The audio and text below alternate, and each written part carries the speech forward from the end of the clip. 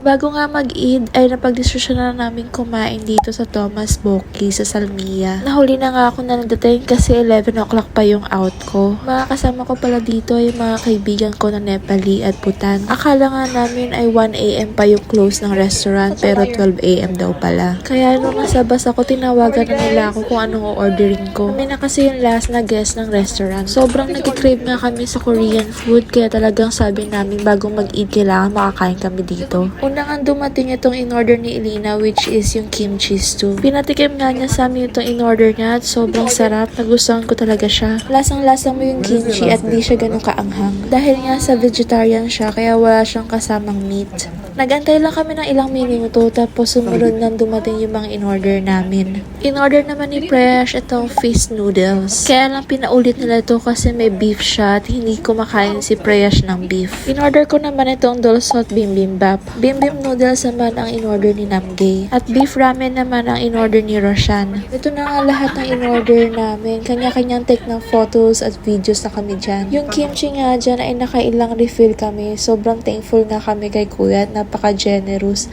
At ilang beses kami nakahingi sa kanya. Sa kimchi pa nga lang ay solid na. Sobrang sarap na sarap nga kami talaga dyan. Kung naabutan nyo nga siguro yung buffet nila last year, talagang iba't ibang klaseng kimchi yung meron sila sa buffet. Tinanong ko nga yung nag-serve sa amin na si Kuya kung magkakaroon pa ba ulit sila ng buffet kaso hindi na nga daw kasi pinanalitan na ito ng Songgipsal Unlimited at Shabu Shabu Unlimited. Pasensya na kung hinihingal ako guys. Sobrang hirap na talagang magsalita lalo na kung buntis ka. At ayan na nga kanya-kanyang kain na kami dyan. Kaya nila sa akin i-wrap ko daw sa lettuce itong bibimbap. Sobrang sarap daw kapag ganun. Tinry ko din at sobrang nag-enjoy naman ako. After namin kumain dyan ay nag-dessert naman kami dito sa Casa Kusina. Favorite nga daw nila tong halo-halo kaya naman ito yung in-order namin.